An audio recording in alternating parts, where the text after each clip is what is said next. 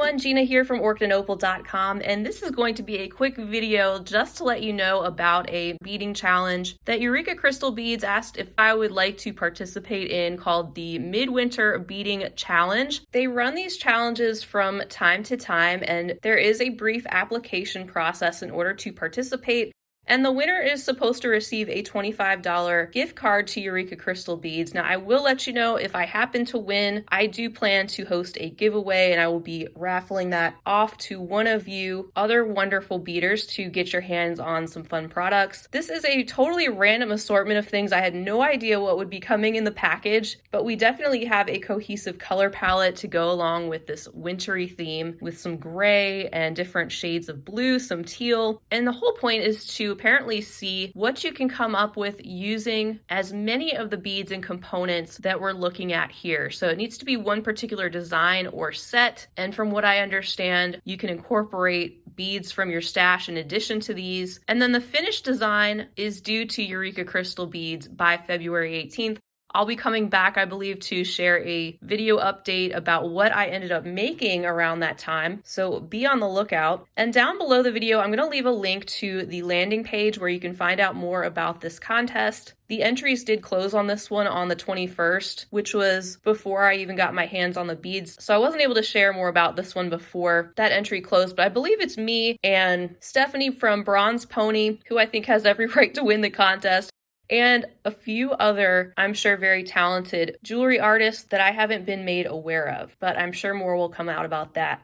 So this video is just to show you the products up close. You can find these at Eureka Crystal Beads, of course, and find them in many different color options. And you're welcome to pick up these beads if you wanted to do your own challenge and unofficially join in too, just for fun. But what we have here, we have some Toho treasures in the size 1, and these are very similar to a Miyuki Delica bead. They have that cylindrical shape, great for doing some beaded bezeling, brick stitch peyote, those types of things.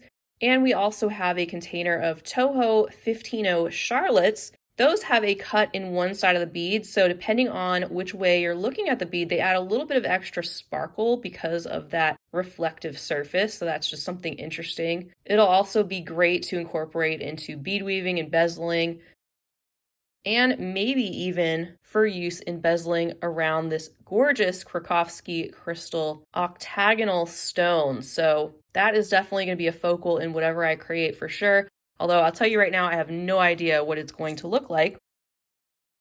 We also have 2 containers here of some interesting check glass shapes. We have the teacup beads in the suede gold crystal color, so a really subtle but glowy sort of white color. And then we have the nibbit beads, which you can think of as looking like little corn kernels that have 2 holes that run up and down through the beads, in the shade of aquamarine to incorporate if we want to do that.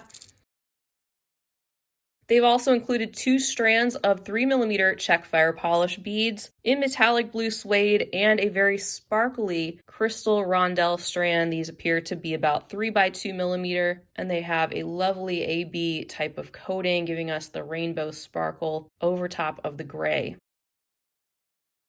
Finally, we have received 2 toggle clasps in a silver color that we can use in the design as well. And you know, I like to come up with creative uses for toggle clasps. I actually did a whole video about that.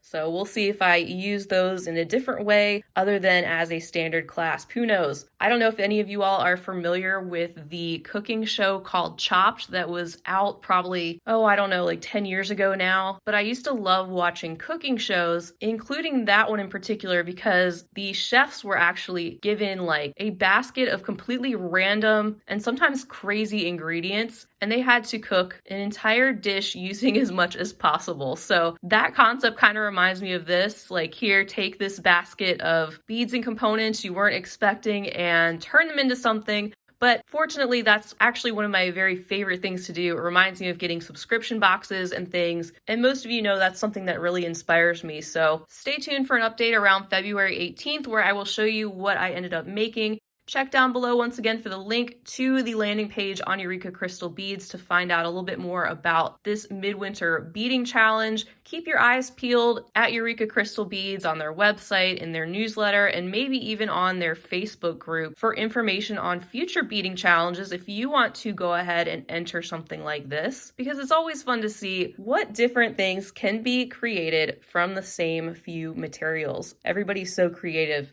Well, I think that's it. If I left anything out, I will leave any other info in the comment section below. Feel free to leave me a comment. Let me know if you're excited about this beading challenge to see what the few of us make out of these components. I think we're all getting the same things. Go ahead and give the video a big thumbs up if you enjoyed learning more about it. And don't forget to subscribe. That way you'll be notified when I'm posting future content, especially when I'm back with that finished piece or pieces. Finally, stay tuned for February 3rd because Eureka Crystal Beads is doing a limited new release of their Fairy Frost collection. So of course I will be sharing that unboxing with you at noon Eastern Time on Thursday, February 3rd. Can't wait for that. That's all I have for now. Until next time, I hope you have a wonderful rest of your day.